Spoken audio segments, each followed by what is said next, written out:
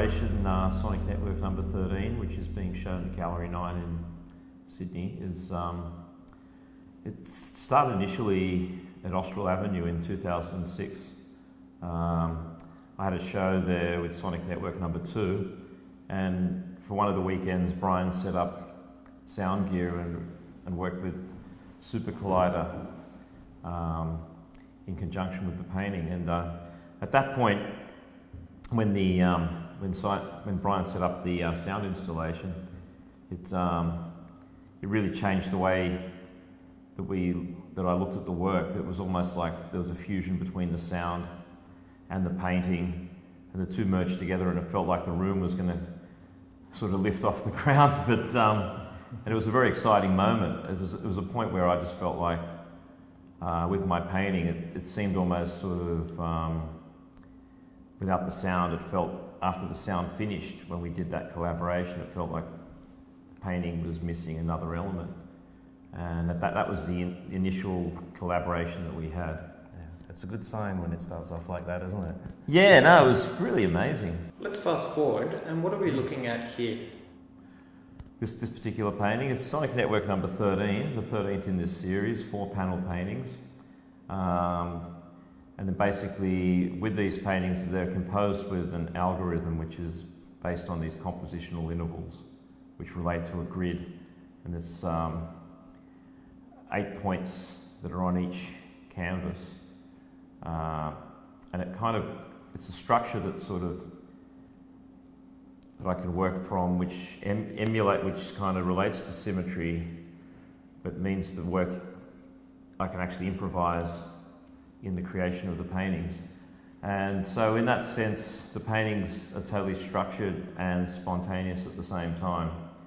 And the process, and there is no actual, with this painting in particular and all the paintings in this series, there's no working drawings in the development of the work. Basically, I start off from these points and then rule a circle and start developing the composition organically, because they're the structures that are there.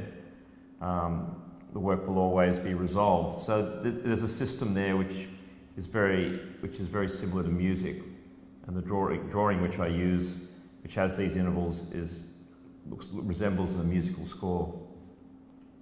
Does the 8 points correlate to the scale, so like 7 notes and then a full octave? Or? No, it doesn't. No, it doesn't have any direct correlation with music.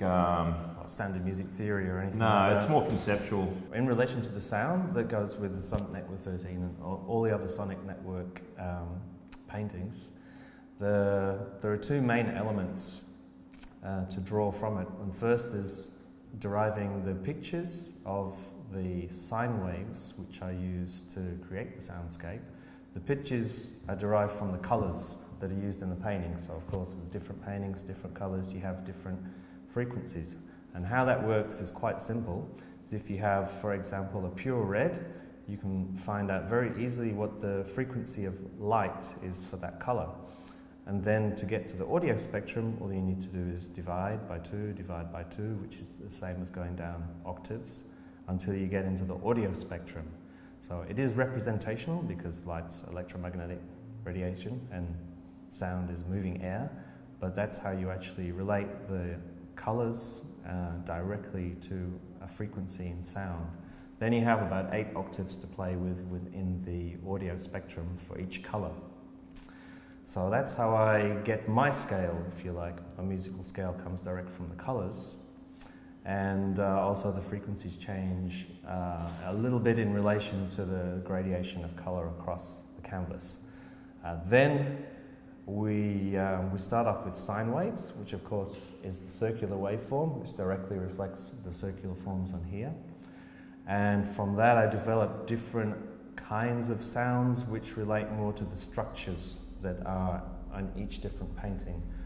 And this is a direct correlation between the visual form, the audio form. And most people get that connection quite easily, quite intuitively, without needing it to be explained. This is, the audio and the painting tend to guide the user from both sides, depending on their own, perspective and their own way of seeing and way of hearing. So it's a nice interactive process that goes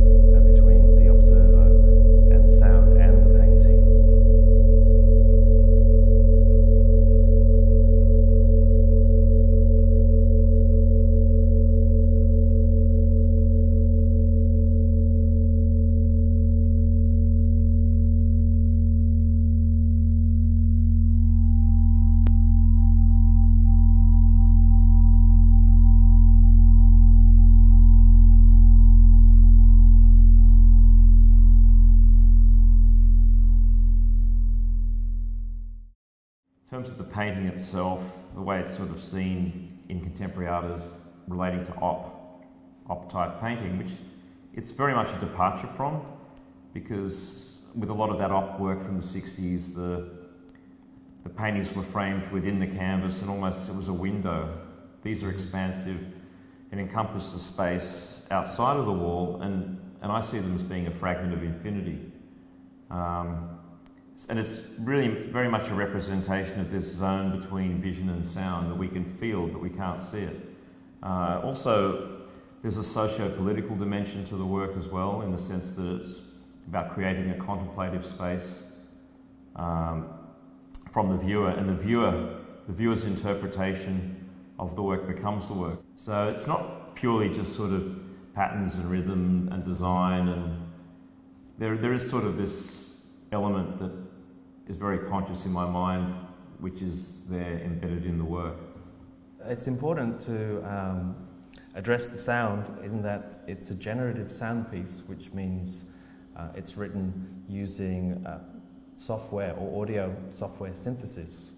So the composition itself is endless, and for example, when you start the program, this is effectively cutting into an infinite composition, as the composition itself is generated in real time and evolves during the time that it's running. So whether that's for a day or for 10 years, it doesn't really matter. And how this is done is by taking the various elements of the painting which I've assigned sounds to, whether they're colours or forms, and what I do is I use the grid which John was talking about before, the compositional grid. I expand that over the 4 canvases and then create my own matrix of distances between all of the compositional points. I use this to inform when the sounds are actually played. So the grid which informs the composition of the painting directly informs the composition of the audio as well. And that's how they tie together. The nature of the audio, you have to enter a contemplative space to really appreciate it. It's not something that you can just grab for a minute or so or 30 seconds and say, okay, I understand what it is, because it does evolve over a period of time. You don't know what's coming next. You don't know, or you can't anticipate the intensity of the sound, as it does ebb and flow over a period of time which you can't predict, as the composition's evolving all the time. So you really need to have a bit of patience and relax into or settle into listening to the audio whilst you're observing the painting.